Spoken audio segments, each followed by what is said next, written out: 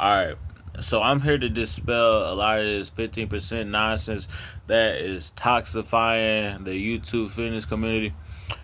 I'm 19%. I like to talk about FFMI. I'm seeing a lot of new FFMI calculators pop up. Jeff Nifford, Clean X, and a couple other ones is popping up. But my FFMI is about a 26, maybe point 1, point 2. And I sit at about 19.2% body fat. I try to do strength athletics and I do a little bit of kickboxing, but I slacked off on kickboxing. Kickboxing is mainly for cardio, but this is just a backstory. All my powerlifting is mainly bench press. But I'm trying to get in onto this 15%. 15%, for example, I would say if you're specifically aiming for 15%, I don't see it being good nowhere. It's skinny in every shirt. You're skinny in clothes by far. You're weak in the gym. I would think, I mean, for me to get to, yeah, you sacrifice a lot at 15%. Whether you don't want to, like, 15%, I'm only saying this because I'm 29. 15% is a young man's type of, it's a young man's, it's a young man's body fat. So, it's not a dude in his, over, I would say probably 28, 20, maybe 29, 30. It's probably not a good body fat for somebody about 30 years old and over. But if you're younger than 30, then yeah, by all means, aim for 15. Yeah, I guess aim for 15. But I feel like the perfect recomp is always from 15 to about 18%. 19, you're really bullying. You should never go into 20%, but you're leaving a lot on the table at 15 because at 15 to 19%, you can get real full. And I'm talking like muscularly full.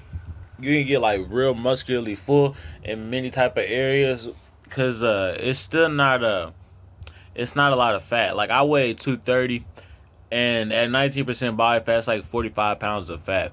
So I mean, it's a really ridiculous ratio. It's so and I'm 5'11", so it looks absolutely stupid. And what I'm trying to tell you is that stuff's very easily achievable over long periods of time, but you got to consume. I've always been eating like I always point to the sayings. I don't track macros. Tracking macros feels like hell. Now, granted, you'll be cut as heck. So if getting cut, this isn't for everybody. If you truly want to get cut just for the sake of getting cut, then yeah, by all means, be around 15. But I'm trying to tell you, it's just for the sake. And if there's ever been a pretty boy, you get called a pretty boy for looking a certain type of way in football. But I mean, dude, that's being a pretty boy in real life is not a good look. Like even being a pretty boy in football or on a sports, I mean, at least that's usually the dude that gets the most shorts. Being a pretty boy in real life is it's not a good look. So you want to have some ruggedness to you.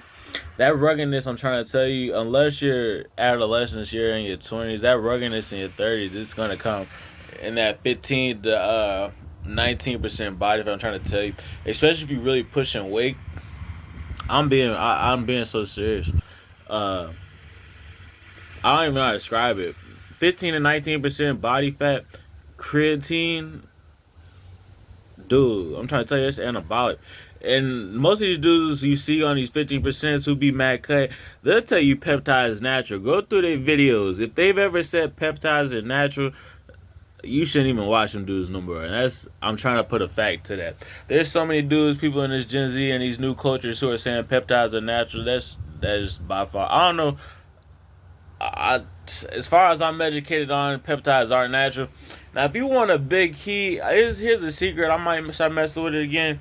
Vitamin D, if you get that stuff injectable, if you're under deficient, because I'm always deficient in vitamin D. I'm talking about like super deficient. That is, I think, the biggest, most legal thing you can do is get injectable vitamin D. You can't take capsules with it whenever you start getting that. But if you're black, you naturally have low vitamin D compared to a Caucasian. And so that other than if you want a real secret, get injected vitamin D from those shops because it's literally considered a steroid hormone. But like this is crazy game. Like because it can get you mad and strong. If my deficiency was like in the single digits and it had to been like a 15 or something to be considered even normal or like was where the deficiency even started. So vitamin D, if you're a black athlete, or especially if you're a black athlete, vitamin D deficiency is real common in black athletes.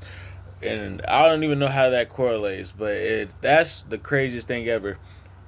So that's the only thing you really need.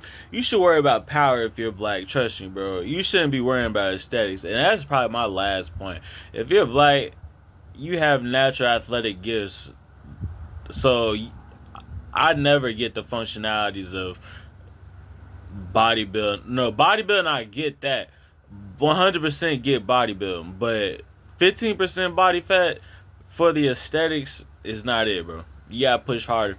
You either push to be a. You gotta. I ain't say we men. I ain't gonna say it. It's not about the shorties. That's my whole point.